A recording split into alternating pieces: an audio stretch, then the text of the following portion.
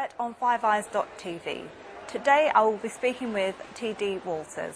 This is T.D. Walters on fiveeyes.tv. My book is The Race. It's a political thriller about a black presidential candidate who's poised to win it all if he can survive.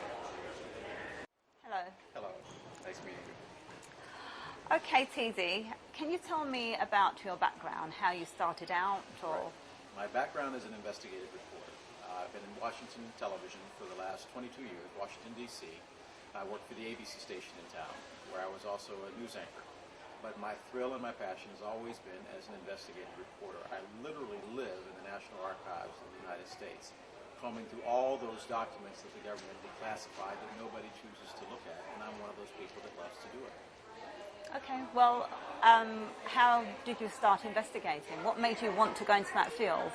I think as a young child, I was just one of those curious people, you know, the type of child that was in the classroom and the teacher said, sit down and shut up.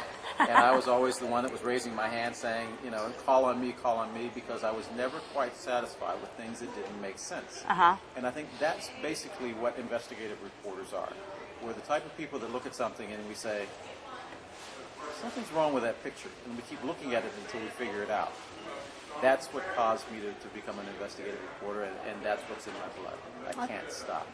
So what age would you say you really started?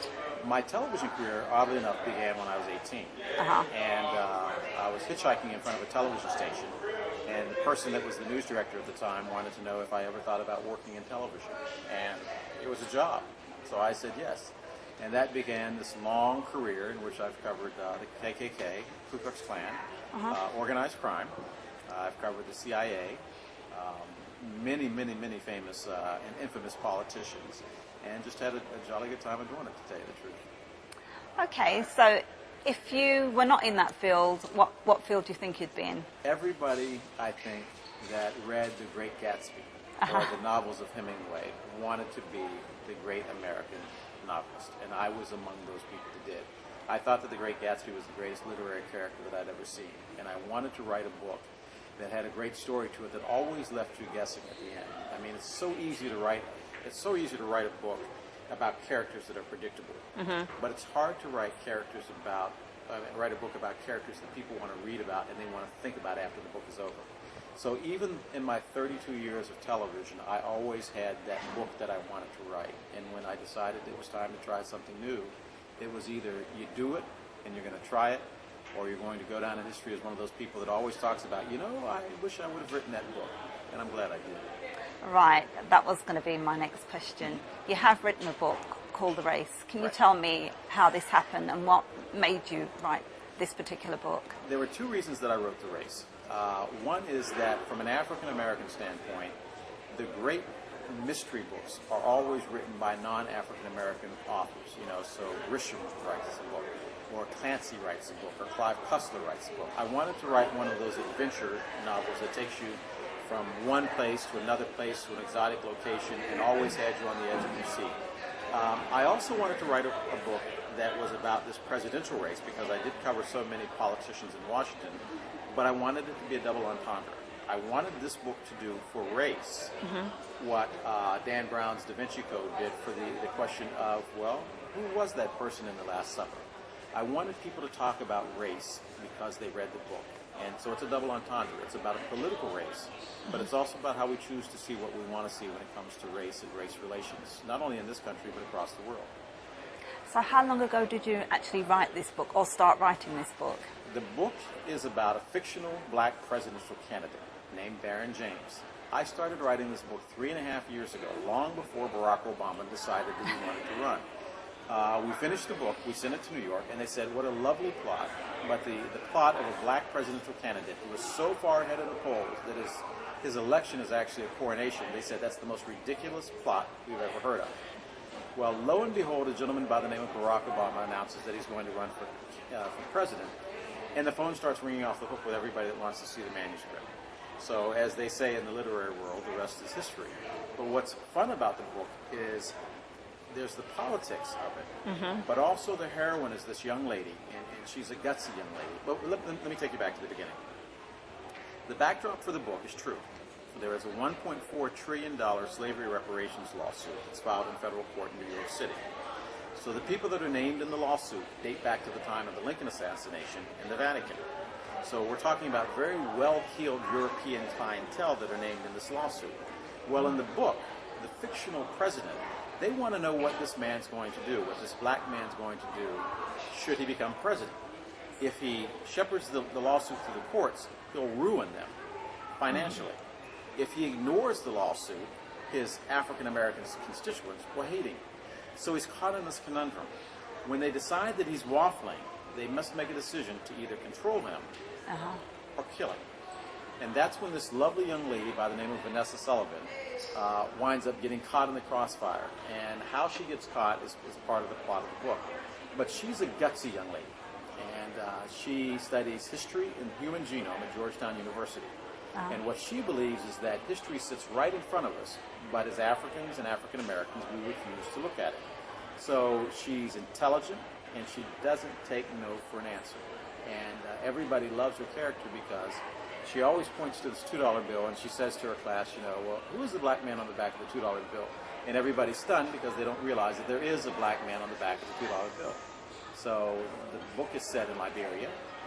It's set in the United States, and it goes back and forth between all these different locations. And it talks about what the real origins of words and race and ethnicity are in the United States. Okay. Well, I'm going to ask you if you'd be kind enough to read a little passage out of the book. I'd be glad to. My favorite, I have two passages. One is Vanessa, but I also want to read you, I love the language. And when I wrote this, I wanted to make sure that we paid particular attention to the lost art of really writing, you know, when it comes to writing books. So we opened up in Monrovia, Liberia on April 12, 1980.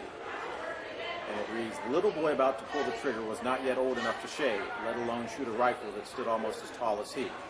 Still, there he was, his barely blemished caramel skin, wearing the oversized boots of a real soldier he had already killed, and the tattered T-shirt that bestowed upon him the right to just do it. The instructions were so simple that killing became fun. It was just one of many games he played where killing was all that mattered. He was captain of the Kwi Eru, or children of the departed ghost, and thus proudly wore the cap that came with the boots and the T-shirt that provided rank and importance to an otherwise unimportant life. And that is the young little boy who grows up to be the assassin in the book. So I wanted to make sure that we always paid attention to literature and words, because I believe that that's the one thing that we don't do anymore. You know, we write simple books with simple words, but we don't pay any attention to who they are. And this is Vanessa. Vanessa, as she paces the room.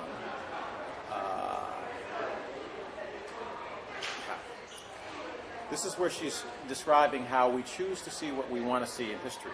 And she's talking about these famous paintings that exist in Washington that everybody says, oh, that's the way the founding fathers were, but they don't really pay attention to what the paintings say. So we pick it up with, she says, the hands were no longer tucked under the corners of her skirt, and Vanessa was about to rise from her seat. She knew what was next, as did her fellow students. They had seen it before when she debated Father Haynes on topics such as the ethnicity of Christ and whether the crown jewels were actually a stolen treasure. Always their exchanges were welcomed with great anticipation. Uh-oh, here we go again, the girl toward the rear of the room whispered to a young man wearing a varsity letter jacket who had awakened long enough to witness the upcoming confrontation. This is going to be good. Do you think she's figured it out? Another question. It's impossible. There's no real mystery. A girl in a bright yellow sweater that revealed more of her personality than body, and body was needed, replied. I suppose you'll want to go tripe hunting. Father Haynes, Vanessa began, drawing in a long breath as if one would be needed for the upcoming explanation. Any historian worth his, or should I say her, salt should be offended by this. Vanessa was pointing to a painting on the left side of the room.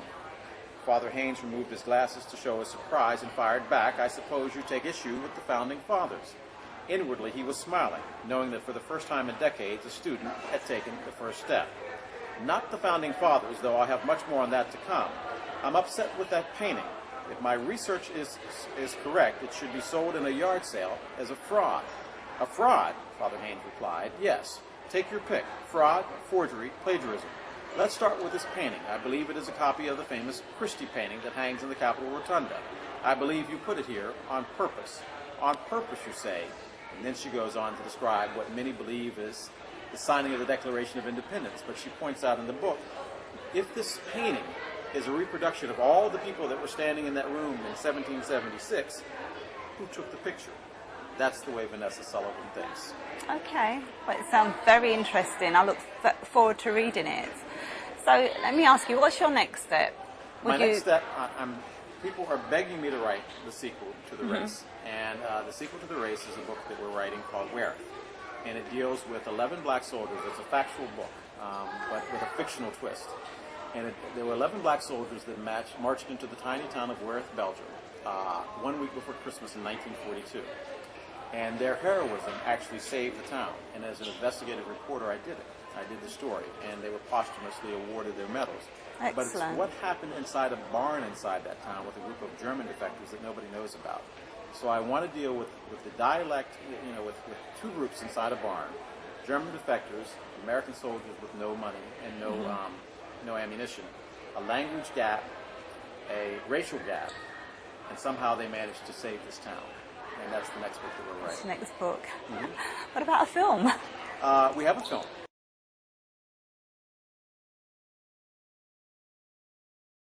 We have a film that premiered at the Cannes Festival that's called Apocalypse Africa, Made in America. And what we do in the film is we trace the CIA's history in Africa from the days of the Eisenhower administration and the assassination of Patrice Lumumba to modern day. And what we describe is Africa as being the Holocaust that has happened on our watch. So we refuse to be sucked into the debate over whether we should save Darfur or save Rwanda or save Liberia. We look at Africa as a continent that is mineral rich, that every Western business wants a piece of. And what we show is that the countries in Africa that didn't have anything to offer are the ones that fared the best off in the long run. It's the countries that had something, i.e. the Congo and uranium, Liberia and rubber, Sierra Leone and diamonds, Zimbabwe and diamonds, or Ghana and cocoa and coffee, that all of a sudden they're the ones that always found themselves being in the crosshairs of coup d'etats. That's what the film was. It premiered at Cannes a year ago, and it'll be out in DVD stores, and we're selling it all over the world. So I invite people to log on to our website. And what's your website address? Website, you can email me at Del, D-E-L, at 3 the number, P-E, Peter Edward Web.com. So it's Del at 3peweb.com, and we'll send you all the information. And if you'd like to purchase the film, we'll sell you the film. And if you'd love to purchase the book, you can buy it on Amazon.com, or several other websites are offering the book as well. So I look forward to people buying it. Okay, you seem like a very busy man. How do you relax? What do you do? This is what I do to relax. If you have a dream, you pursue the dream. The films I do because I feel that as an investigative reporter, I have to do it. It's one of those things that, if not me, who? Who, yeah. And the majority community has tons of investigative reporters. Unfortunately, the minority community has precious few. The books I do because they're fun. Like I said, I think language is a lost art. I love the fact that, you write these characters and they come to life. So this is my fun. The film's my work. And if I do it well, it'll all pay off. And if not, I'll go back to television. I'm going to change the subject and ask you about the music. Okay. What do you feel about the music, the hip-hop and the lyrics and things? Do you think it has an impact on the youngsters? The reason why I'm asking you is because there's a lot going on in the UK at the moment with kids. I'm saying kids because they're teenagers and they're stabbing, shooting and killing each other. I think you have to be very careful as an adult that we don't abdicate our role to say that this is art and this is tasteless art. Hip-hop itself is a popular movement, and that's a good thing. But to confuse lyrics that promulgate violence and that teach kids to do things that they shouldn't do is wrong. And I think that hip-hop artists have an obligation to fix their own medium so that other people don't come in and want to fix it. Now, as somebody who worked in Washington, D.C. during the years when they described the streets of the nation's capital as killing fields, I don't buy the argument that this is innocent music. It's not. Kids do what they listen to, and they emulate what they see the large rap artists do. So they want to be Tupac. They want to be Puffy. They want to be, I can't remember the other person's name, but Suge Knight. And all of a sudden these people are dead or in prison. So better role models, but better role models have to step up and say, this is over the edge. You know, there are norms in society. Some music is here, some music is there. We have to make sure that as adults we police the music that's on that side. So what do you think us as parents can do, you know, to start getting things back on track with the youngsters? Listen to them. I think that a lot of times as parents we're starting to sound like our, you know, the older generation where, you know, turn that racket down. That's not racket to young people. That's their music. And I think that the easiest way to deal with hip-hop and the way that we dealt with it with our daughters is sometimes when you're in the car, just turn their music up. And if they're afraid, I always have this barometer with music with our daughters. If you're afraid to play it in front of the minister, then there's something wrong with the music. And if you're afraid to play it in front of your parents, then you know there's something wrong. We have to recognize as parents that our children are going to be rebellious because we were too. And that's part of what being a teenager is. About, yeah. But on the other hand, they're dying and they're begging for us to give them boundaries. And if we don't give them to them, we're abdicating our position as parents. Remember, we're supposed to be their parents, not their friends. That's true. Well, I'd like to ask you, who inspires you, or who inspired you whilst you were growing up? When I was growing up, I was inspired. You know, you always say, you know, your parents, because I came from, a working class town in West Virginia. My parents worked hard to be able to send me to school, but I was inspired by people that achieved greatness. You know, one of the things that I tell people is that, from my standpoint, being an African American is not something to frown on. You know, I come from a legacy of people that overcame incredible obstacles to get to where they are. So the young kids, especially the young kids, need to understand that from where I stand, being black just doesn't mean the color of your skin. It means your ability to overcome any obstacle or any hurdle that is put in your place and say, I can achieve.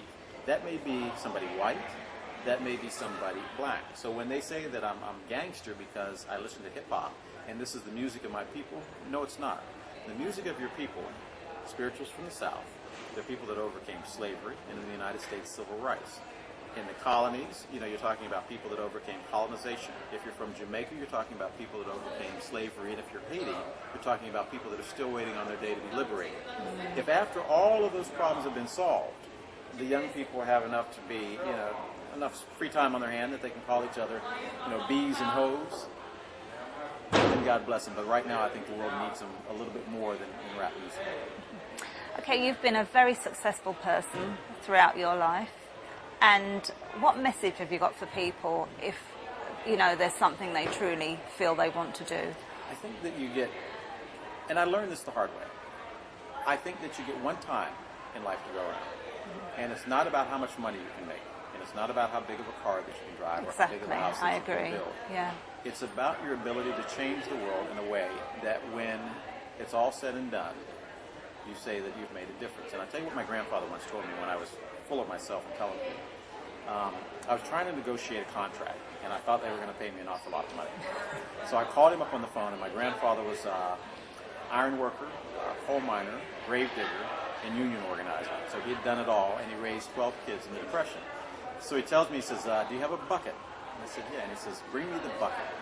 He says, okay. And he says, now go to the faucet and fill it up. And it's a long-distance phone call.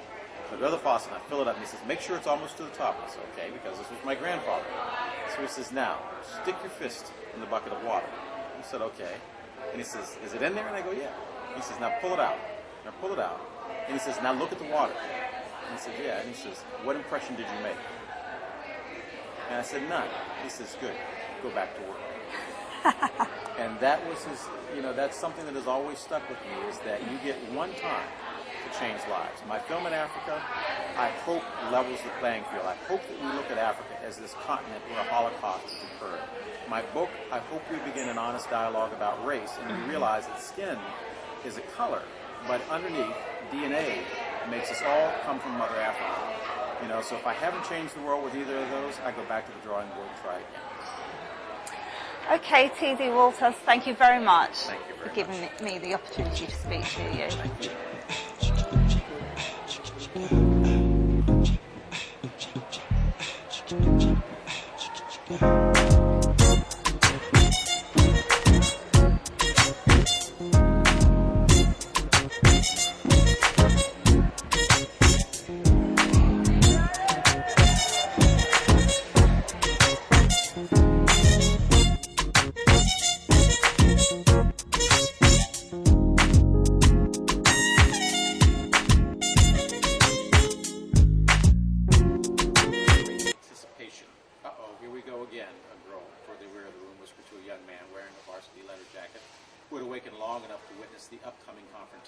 this is going to be good. Do you think she's figured it out? Another question. It's impossible. There's no real mystery of the girl in the bright yellow sweater. So, because I was on television. The film, and when you see the film, you understand the secrets in the film are so scary. We have population control policies in which we basically believe to control the population of the third world, so that we can have their natural resources. And we've never had a debate on that. We've never ever discussed whether this is right. Thank you, T.D. Walters. It was a pleasure speaking with you. Thank you.